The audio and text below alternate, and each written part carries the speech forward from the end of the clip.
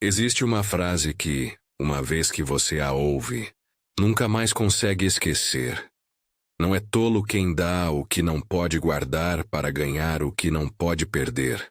Essas palavras foram escritas num diário pessoal por um jovem de 22 anos, estudante de teologia, atleta, poeta, homem de oração profunda.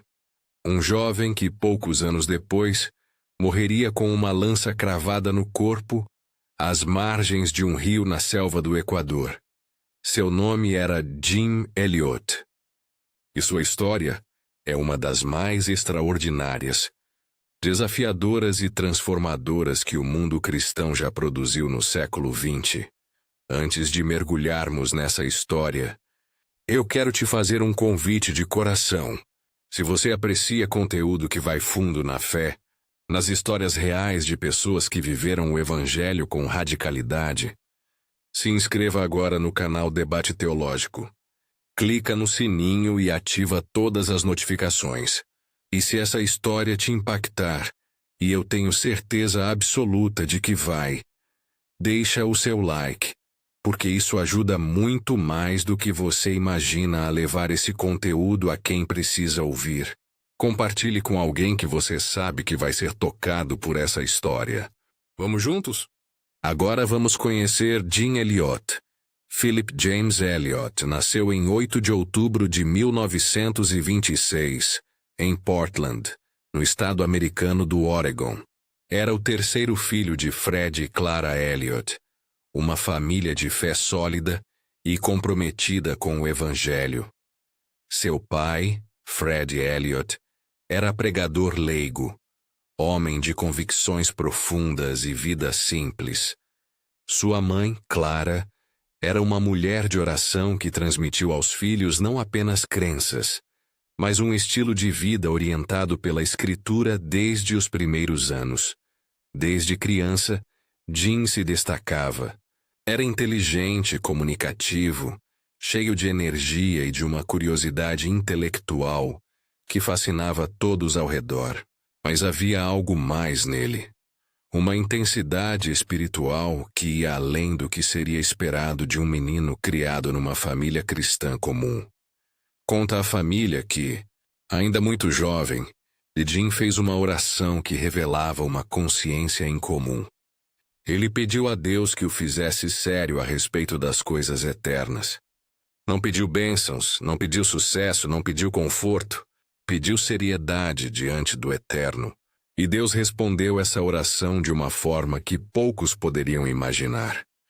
Na escola, Jim era aquele aluno que todos notavam.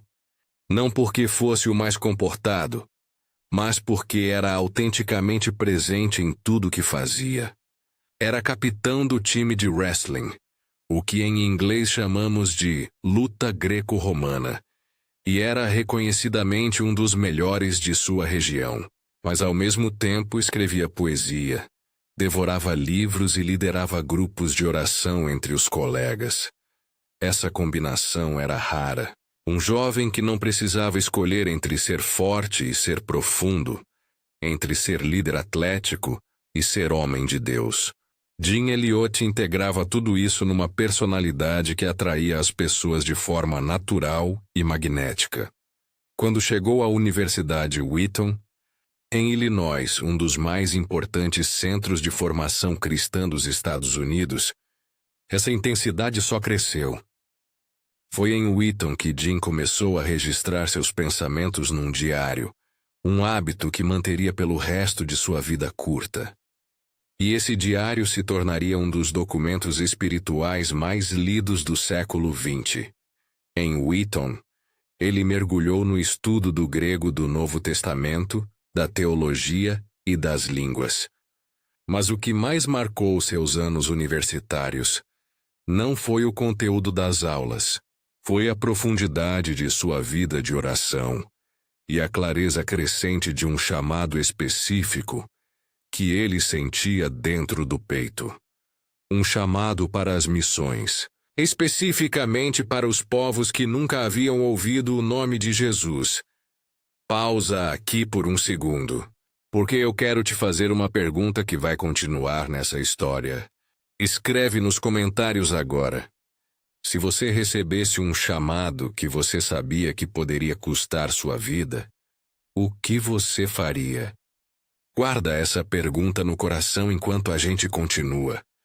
Foi durante os anos de Wheaton que Jim tomou conhecimento de um povo que vivia na floresta amazônica equatoriana. Um povo que os próprios equatorianos chamavam de Aucas, palavra que na língua local significa simplesmente selvagens. Eles se chamavam a si mesmos de Huaorani, que significa povo. Os Huaorani eram um dos povos mais isolados e mais violentos conhecidos na América do Sul. Viviam na floresta profunda do Equador, sem nenhum contato permanente com o mundo exterior. E eram conhecidos por uma coisa acima de tudo. Matavam qualquer forasteiro que se aproximasse de seu território. Missionários haviam tentado contato antes e não voltaram. Funcionários do governo equatoriano que tentaram avançar para aquele território foram encontrados mortos. Os próprios outros povos indígenas da região temiam os Huaorani e evitavam suas fronteiras. Para a maioria das pessoas, os Huaorani eram simplesmente inalcançáveis, inacessíveis e perigosos demais para se tentar qualquer abordagem. Para Jim Elliot, eles eram exatamente o povo pelo qual Cristo havia morrido e que ainda não havia ouvido essa notícia. Após se formar em Wheaton em 1949, Jim passou algum tempo em preparação missionária. Estudou línguas, recebeu treinamento prático e começou um relacionamento que se tornaria um dos mais documentados e inspiradores da história missionária. Elizabeth Howard era filha de uma família igualmente comprometida com as missões. Era inteligente, culta, fluente em grego e apaixonada pela causa do evangelho entre os povos não alcançados. Jim e Elizabeth se conheceram em Wheaton e durante anos mantiveram um relacionamento marcado por uma disciplina e seriedade fora do comum. Jim registrou em seu diário o conflito interno que vivia, o amor profundo que sentia por Elizabeth, e a consciência de que seu chamado missionário era uma prioridade que não podia ser comprometida por nenhum relacionamento, por mais genuíno que fosse. Ele esperou, orou e esperou mais. E quando finalmente se casaram, em 1953 no Equador, já eram 2 missionários comprometidos com o mesmo chamado, dispostos a pagar juntos o preço que esse chamado exigia. No Equador, Jim trabalhou primeiro com o povo Quichua, uma etnia com a qual estabeleceu laços profundos e viu resultados reais em termos de crescimento da igreja. Mas os Huaorani continuavam no centro de seus pensamentos e orações. Em 1954, Jim tomou conhecimento de que um piloto missionário chamado Nate Saint havia localizado, do alto de sua avioneta, uma aldeia Huaorani na selva. Nate Saint pertencia à missão MAF, a missão Aviação Felicidade, e era um dos mais habilidosos pilotos missionários da região. Jim e Nate se conectaram, e junto com outros 3 missionários, Pete Fleming, Ed McCulley e Roger Youderian, formaram uma equipe que passou meses planejando uma abordagem ao povo Huaorani. A operação ficou conhecida internamente como Operação Auca, e foi conduzida com uma metodologia que misturava oração intensa, planejamento cuidadoso e uma fé que só pode ser descrita como extraordinária. Durante meses, Nate sobrevoou a aldeia Huaorani de sua avioneta, baixando presentes por meio de um engenhoso sistema de balde suspenso por uma corda longa. Ferramentas, tecidos, alimentos. A estratégia era simples e genial. Construir confiança antes de qualquer contato físico. E os Huaorani responderam. Começaram a deixar presentes em troca. Uma vez 3 membros da aldeia acenaram para o avião. Os 5 missionários interpretaram esse sinal como um encorajamento. E depois de meses de preparação, decidiram que era hora de pousar. Em janeiro de 1956, a equipe encontrou um banco de areia às margens do rio Curaray, que eles batizaram de Praia Palm Beach. Nate Saint pousou sua avioneta ali, e ao longo de vários dias, os 5 missionários esperaram.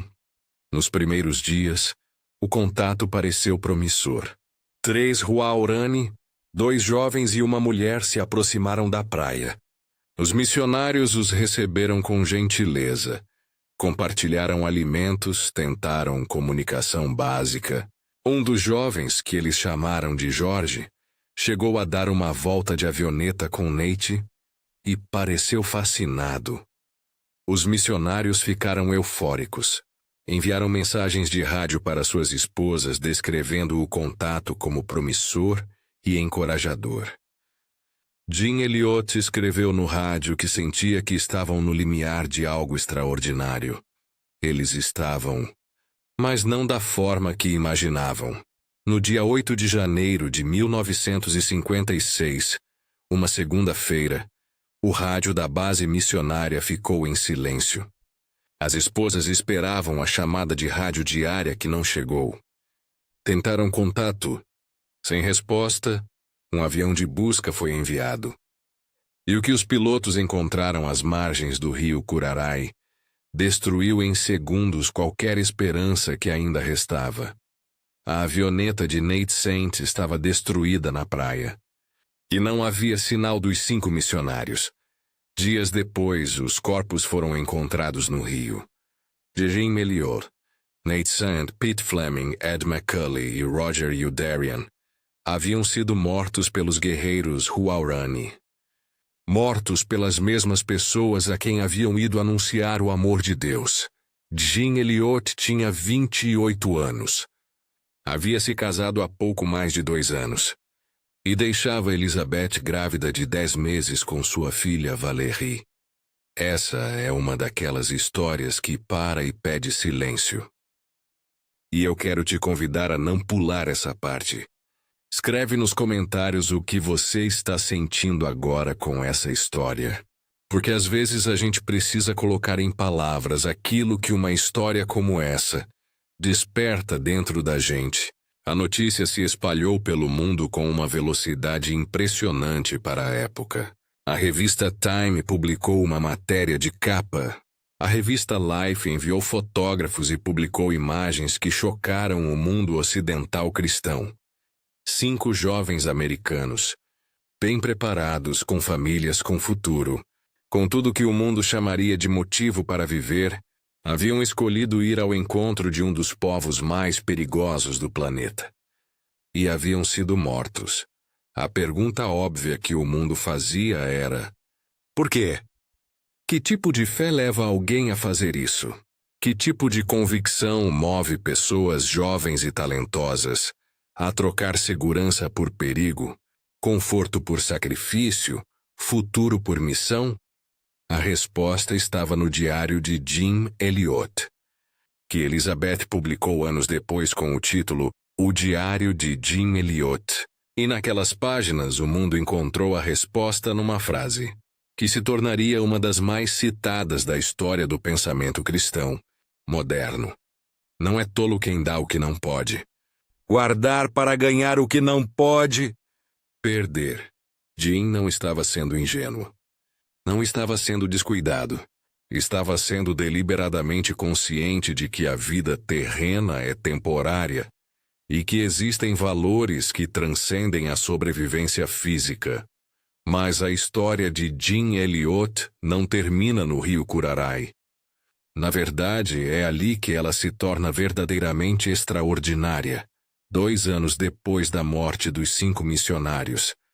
Em 1958, Elizabeth Elliot e a irmã de Nate Saint, uma jovem chamada Rachel Saint, Fizeram algo que o mundo inteiro considerou impossível, insano, inexplicável.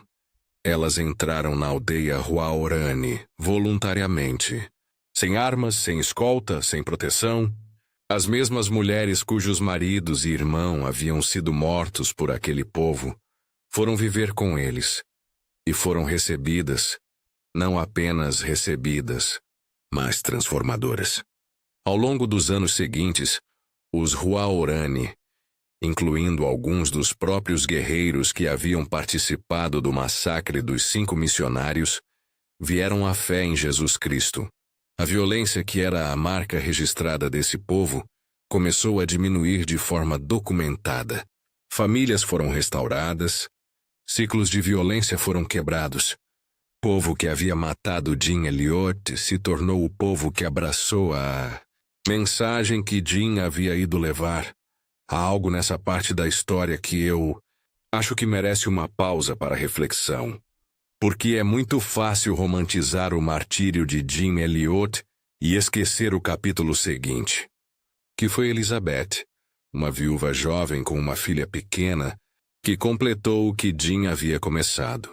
Elizabeth Elliot sobreviveu ao Equador, voltou para os Estados Unidos, criou Valerie com sabedoria e graça, e se tornou uma das vozes cristãs mais importantes do século XX. Ela escreveu dezenas de livros, falou em conferências ao redor do mundo, e por décadas foi uma voz de firmeza, fé e discernimento numa cultura cristã que frequentemente preferia respostas fáceis a verdades profundas. O legado de Jim Elliot foi amplificado pelo testemunho vivo de Elizabeth, e isso é algo que precisamos reconhecer. Mas voltemos ao próprio Jim, porque há dimensões de sua vida que vão muito além do martírio e que merecem nossa atenção. Jim Elliot era um homem que pensava profundamente sobre a relação entre o tempo e a eternidade.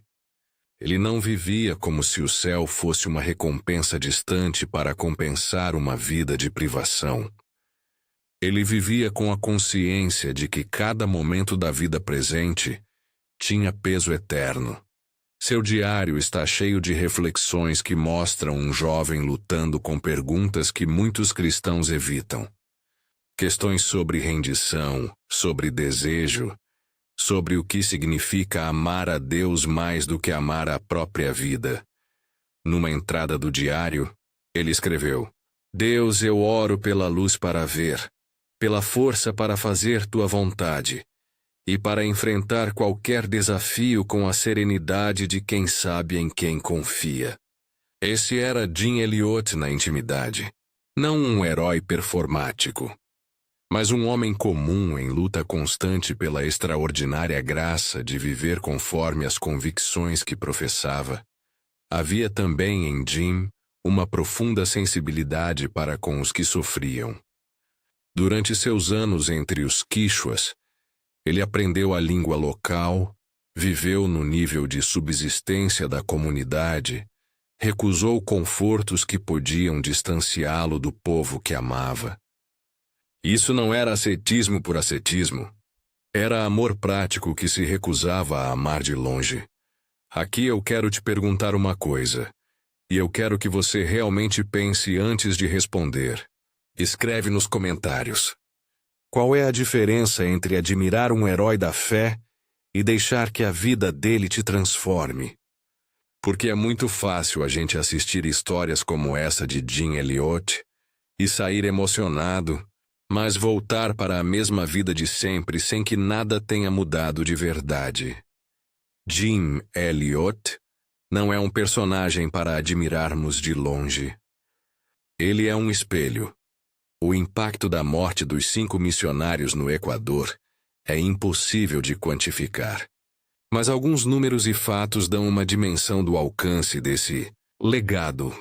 Dezenas de jovens que ouviram a história de Jim Elliot nos anos seguintes responderam a chamados missionários que nunca teriam considerado antes. A missão MAF, da qual Nate Saint fazia parte, cresceu exponencialmente nas décadas seguintes. Organizações missionárias ao redor do mundo reportaram ondas de novos candidatos diretamente inspirados pelo evento do Rio Curaray. O livro de Elizabeth, Através das Portas do Esplendor, que conta a história dos 5 missionários, vendeu milhões de cópias e foi traduzido para dezenas de idiomas. Continua sendo vendido e lido décadas depois. E continua até hoje, movendo corações para o campo missionário. Em 1986, 30 anos após o martírio, o próprio Mincaye, um dos guerreiros Huaorani que participou do ataque, viajou para os Estados Unidos com Steve Saint, filho de Nate Saint, para falar em conferências cristãs. Um homem que havia matado 5 missionários, de mãos dadas com o filho de um de suas vítimas, contando como o amor de Cristo havia transformado sua vida.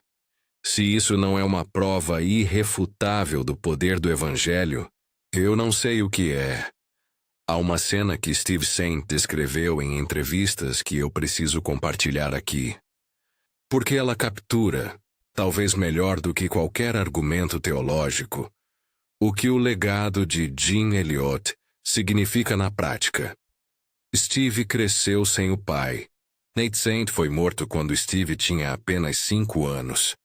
E durante anos, Steve carregou o peso de crescer como filho de um mártir, admirado por todos, mas sem o pai que precisava.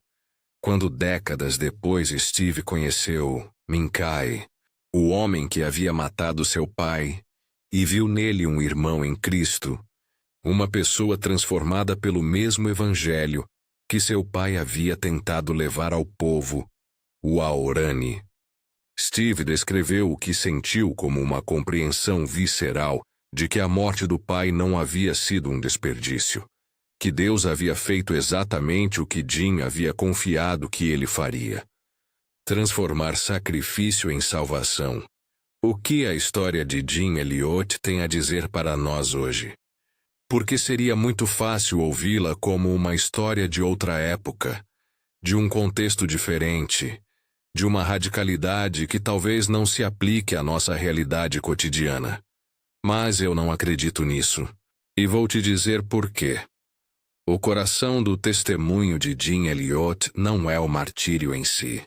É a qualidade da rendição que precedeu o martírio.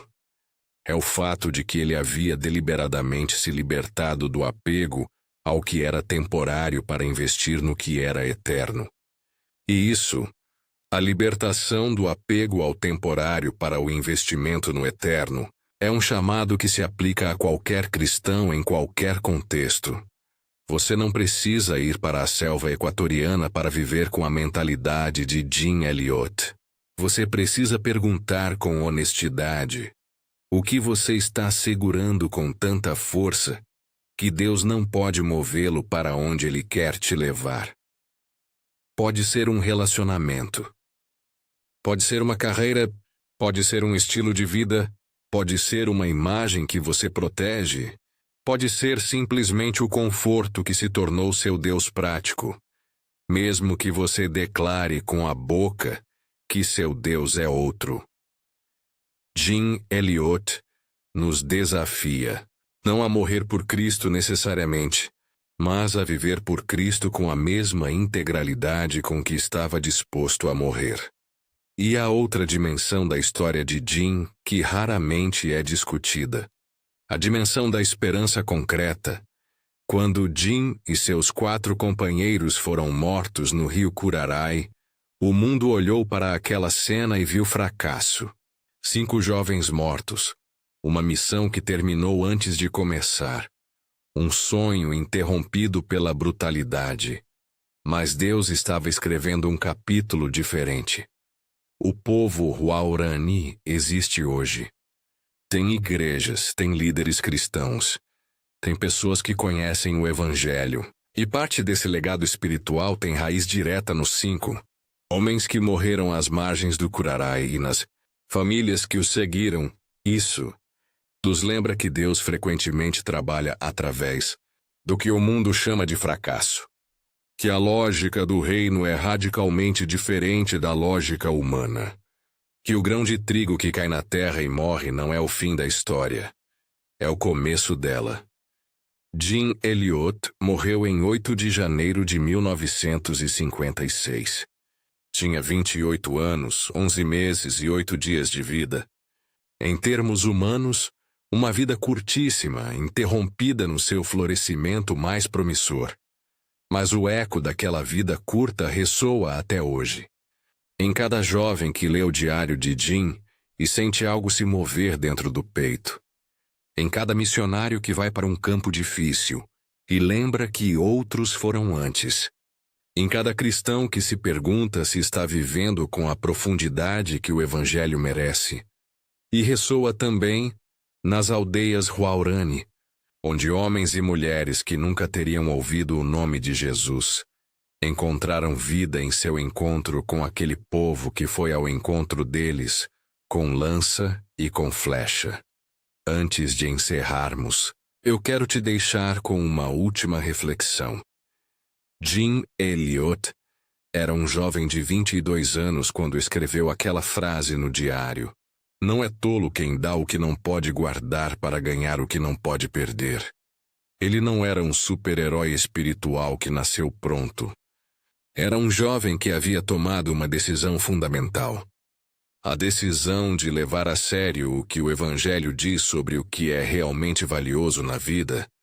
Essa decisão está disponível para qualquer pessoa. Não requer talento especial. Não requer origem privilegiada. Não requer circunstâncias ideais. Requer apenas honestidade diante de Deus e disponibilidade para ser movido aonde Ele quer levar. A pergunta que Jim Elliot nos deixa não é uma pergunta sobre missões na selva. É uma pergunta sobre prioridades. Sobre o que você considera valioso o suficiente para orientar as escolhas da sua vida. O que você está guardando que não pode guardar. E o que você está deixando de ganhar porque tem medo de soltar.